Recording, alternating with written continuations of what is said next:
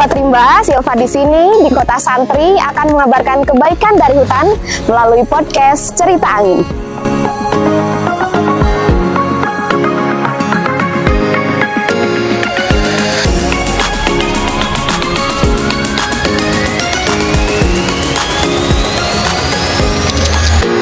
Halo Sobat Rimba, gimana kabarnya? Hari ini kita ketemu lagi di podcast Cerita Angin. Pada episode kali ini kita akan ngobrol-ngobrol bersama dengan Ketua KTH Kepuh, ya Pak Wagisan. KTH Kepuh yang di tahun 2022 alhamdulillah sempat meraih prestasi menjadi juara 1 di Lomba Wana Lestari kategori kelompok tani hutan tingkat nasional ya Pak. Iya. Oke, kita ngobrol-ngobrol langsung aja ya, gimana sih sukses story-nya KTH Kepuh ini bersama dengan Ketua KTH Pak Wagisan. Assalamualaikum Pak Wagisan. Waalaikumsalam. Saya Silva, Bapak. Kita mau ngobrol-ngobrol nih Pak soal perjalanan KTH Kepuh dan sukses story-nya tentunya Pak, karena kan sudah salah satunya mencapai prestasi itu ya Pak, tingkat nasional juara 1 nih KTH Kepuh. Mungkin bisa dijelasin Pak, kenapa Pak waktu awalnya kok bisa dibentuk KTH Kepuh di Jombang ini Pak? Awalnya kita membentuk kelompok tani hutan Kepuh itu ya latar belakangnya melihat kondisi alam yang dulunya itu rimba, dengan adanya penjarahan oleh orang-orang tidak bertanggung jawab itu kan hutan itu menjadi gundul. Jadi sehingga kita prihatin lah untuk melihat hutan yang tadinya lebat, sehingga kita bersama masyarakat mengajak untuk menanami hutan-hutan itu. Yang kita tanam yaitu salah satunya yang bernilai ekonomi, seperti durian. Di sini yang dominan durian, juga ada jengkol, juga ada kemiri, juga ada alpukat, juga ada pete. Akhirnya kita rawat itu berikutnya akhirnya ada pembentukan KTH itu untuk penyelamatan berikutnya. Jadi hutan yang kita lestarikan ini jangan sampai dirusak oleh orang yang tidak bertanggung jawab seperti dulu. Harapan kita seperti itu, karena kalau kita pribadi yang yang bertindak otomatis kurang kuat. Akhirnya kita membentuk kelompok itu untuk menguatkan. Jadi kalau kelompok itu lebih kuat, karena dulu masyarakat itu KTH-nya masih 15 orang sekitar. Sekarang sudah menjadi 40 orang. Dan dengan KTH ini masyarakat betul-betul bisa menikmati hasil ekonomi yang dari hutan. Jadi menguatkan dan melestarikan ya Pak. Awalnya 15 orang anggotanya, sekarang 40. Terus Pak kegiatannya itu apa aja KTH Kepuh? Untuk kegiatan kelompok kami itu selalu memantau hutan itu jangan sampai rusak, juga menambah tanaman-tanaman yang dimana perlu kita tanam. Juga nggak kalah pentingnya juga melestarikan sumber mata air, di mana kawasan sumber mata air itu juga di lingkungan itu kita tanami pohon-pohon supaya debit mata air itu nggak sampai mengering. Ternyata bisa kita nikmati manfaatnya ini sudah puluhan tahun. Dengan adanya kita konservasi itu, dampak debitnya air ini nggak akan kekurangan seperti itu. Tapi kemarin itu ada kebakaran gunung, itu ada dampak sedikit merosot sumber mata airnya. Itu dampak dari kebakaran itu. Makanya saya terlalu mengingatkan kepada warga masyarakat terdekat, jangan sampailah membakar hutan atau merusak hutan, karena sama halnya merusak semua kehidupan. Kalau anggota kelompoknya sendiri Pak, asalnya dari Jombang terdekat atau gimana Pak komposisinya, tentang gendernya itu perempuan sama laki-laki, perbandingannya berapa itu Pak? Dulu itu cowok-cowok, akhirnya dengan meningkatnya itu akhirnya seperti kepala keluarga saya itu istrinya diajak. Jadi ada keterlibatan perempuan juga ya? Jadi anggotanya sekarang juga bapaknya, juga ibunya. Yang ibunya bahkan sekarang ini membudidaya salah satunya hasil dari hutan, seperti hasil-hasil seperti gadung itu seperti palawija yang dibuat makanan itu, jadi jamu-jamu itu seperti itu. Tadi tidak hanya merawat hutan saja, tapi itu bisa menambah nilai ekonomi seperti itu. Mengolah hasil hutan juga ya Pak ya? Nanti kita bisa lihat ya Pak monggo nanti. Jadi realitasnya nanti lihat di sana. Iya, yuk Sobat Rimba, nanti kita tunggu lihat produknya apa aja dari KTH Kepuh yang diolah langsung sama ibu-ibu KTH Kepuh. Iya, Pak Wagisan. Tadi kan salah satu kegiatannya itu pelestarian sumber mata air nih. Iya, iya. Ya, itu kegiatannya apa aja Pak biasanya Pak yang dilakukan sama Pak KTH Kapti? Kalau di sumber air itu kita apa ya, mengantisipasi kadang-kadang 1 minggu, kadang-kadang 1 bulan, mungkin ya tinggal melihat situasi dan kondisi kawasan mata airnya itu supaya nggak sampai keruh kalau musim hujan.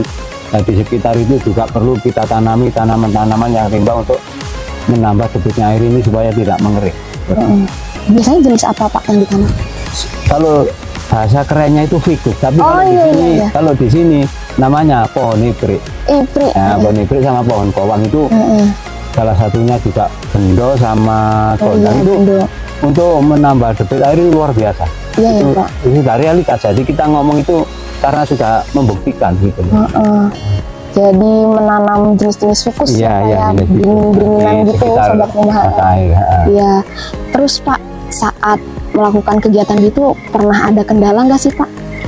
Sebenarnya kendala itu dari awal sampai sekarang pun ya tetap ada. Ada ya. Bahkan saya sebelum kerjasama dengan LH, dengan CDK ini selalu ada sampai sekarang pun, walaupun didampingi masih ada. Nah, itu sebenarnya masyarakat ini sebenarnya loh ya sudah sadar, menurut pengetahuan saya sudah sadar.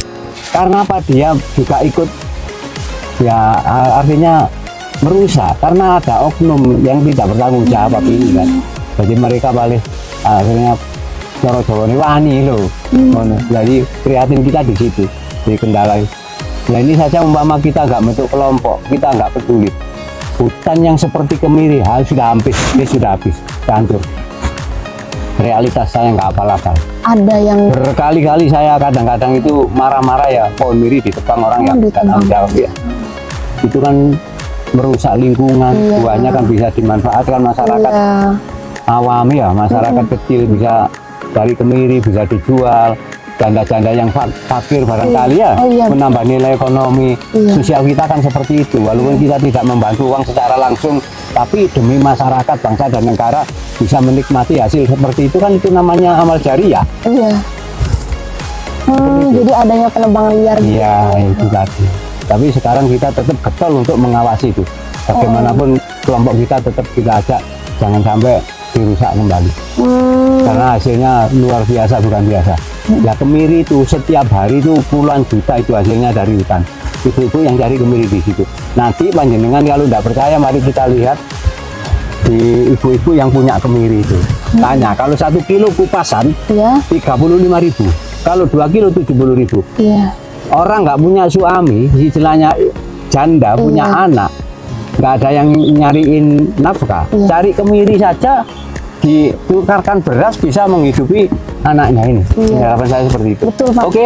Setuju. Terus Pak, apa namanya, ada kiat-kiat atau upaya dari KTH ini pengawasannya gimana Pak? Supaya nggak ada penebangan liar itu, ada patroli atau apa gitu? Ya, kelompok kita kan banyak, jadi saling mengawasi. Jadi salah satu itu kadang nggak berani frontal seperti saya ya, seperti sampean ya, di anggota saya. Kalau ada orang rusak, sampean ngomong saya. Itu yang merusak gitu. Kalau saya berani langsung, berhadapan berani. Dan karakter manusia kan beda-beda. Seperti itu anggota kita sih. Kebanyakan nggak berani langsung, tapi ngomong sama kita. Kalau pada saat ini Pak, yang pelestarian sumber mata air, ada kendala apa Pak yang dialami sudah ini? Yang sudah ada kendala apa gitu Pak? Apa kendalanya di sumber mata air di sekitarnya itu, ya itu tadi kendalanya kadang-kadang orang nggak tanggung jawab. Jadi ada pohon yang bagus dicuri. Tapi sekarang sudah 70% bisa kita atasi. Kalau terkait pendampingan sendiri, KTH Kepo ada pendampingan dari mana aja Pak? Kalau KTH Kepo itu pendampingannya banyak, juga ada dari LSM, juga dari Dinas Kehutanan CDK Nganjuk, juga dari Dinas Lingkungan Hidup, salah satunya seperti itu. Makanya anggota kita juga sekarang ini merasa ada angin lah, dari artinya dulu itu kayak nggak ada pendampingannya kan, masih ragu-ragu ya. Dan sekarang sudah ya itu tadi mendapat angin dengan adanya pendampingan seperti itu. Jadi umpama kendaraan berjalan ini lebih kenceng. Oh iya, terbantu ya Pak ya. Oh iya, jadi selain melibatkan masyarakat juga ada Iya, peran pemerintah juga ya dari Pak. pemerintah. Keterlibatan pemerintah dalam berkegiatannya KTH Kepuh ini ya Pak ya.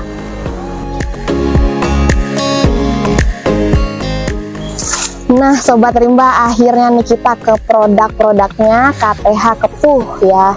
Yuk kita review kali ya Pak Wagisan ya. Ya, Ada apa aja nih Pak produknya KTH Kepuh? ini ada Kopi ya? Kopi Oh iya, Excelsa. Excelsa, jenis Excelsa. Terus ini Robusta. Terus ada apa lagi nih Pak? Ada madu. Oh iya, Produksi madu ini ada madu.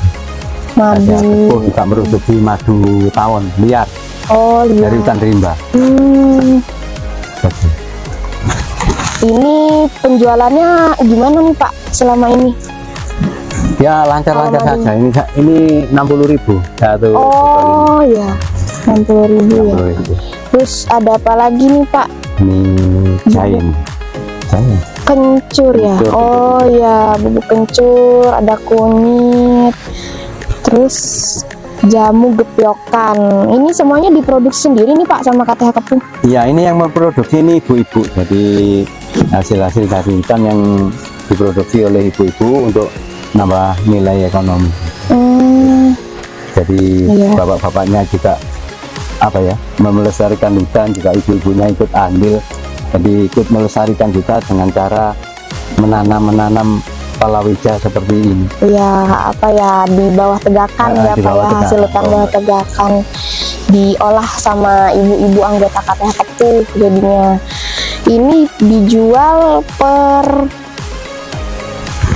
ininya toplesnya 25.000 ya Pak ya. Selama ini penjualannya ada apa, pemasarannya via online atau gimana Pak, atau dari mulut ke mulut gitu? Hanya dari mulut ke mulut. Oh. Artinya kalau ada tamu banyak gitu. Oh gitu. Belum online. Belum ke online ya. Tapi setiap ada tamu banyak ini disiapin, tapi ternyata sampai sekarang pun laku. Oh ya.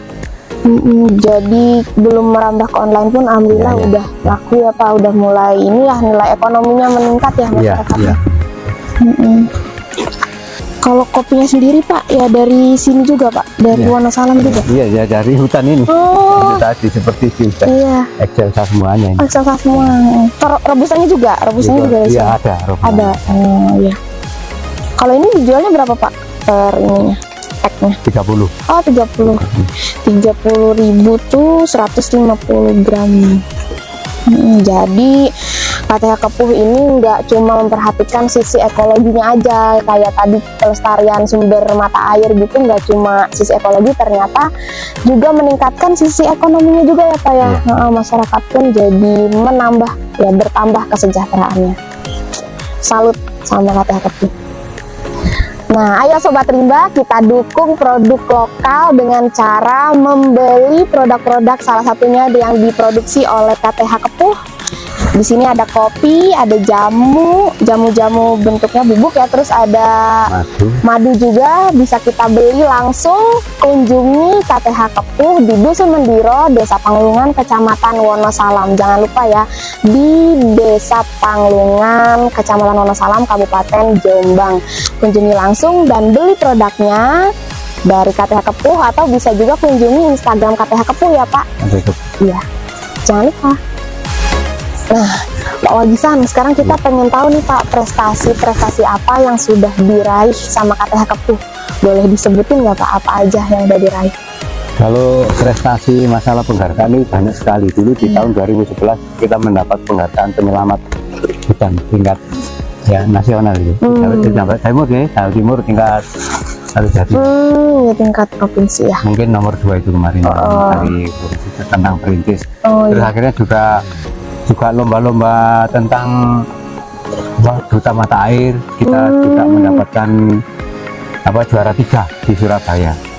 Terus akhirnya juga di KTH ini mendapatkan prestasi juga dari kabupaten, dari DKK Nganjuk, juga dari provinsi, juga dari tingkat nasional yang seperti ini, tingkat nasional. Oh ini apa ya? Iya. Terbaik 1 tingkat nasional, Lomba Wana Lestari tahun 2022. Kalau ini dari provinsi. Oh iya, juara 1 tingkat provinsi kategori kelompok tani hutan. Luar biasa banget Pak prestasinya, sampai udah dapet nasional loh Pak. Iya.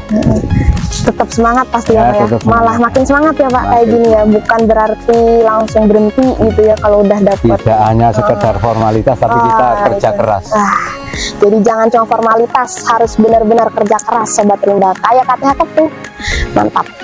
Oke Pak Wagisan, setelah kita ngobrol-ngobrol tadi tentang perjalanannya KTH Kepuh sampai ke pencapaiannya prestasi-prestasinya KTH Kepuh, kira-kira ada nggak nih Pak yang mau Bapak sampaikan ke Sobat Rimba yang ada di rumah ataupun dimanapun? Pesan-pesannya ke Sobat Rimba ada Pak? Ada sedikit. Kalau saya pesan-pesan kepada Sobat Rimba, juga kepada semua masyarakat, marilah kita melestarikan alam ini bersama-sama, juga kita peduli menanam dan jangan sampai merusak alam ataupun merusak tanaman, karena merusak satu tanaman sama halnya merusak semua kehidupan. Kalau kita menghidupi satu tanaman sama halnya menghidupi semua kehidupan yang ada di bumi ini. Itu pesan saya. Merusak satu tanaman sama dengan merusak seluruh kehidupan. Jadi yuk sama-sama kita lestarikan hutan Sobat Rimba. Salam lestari.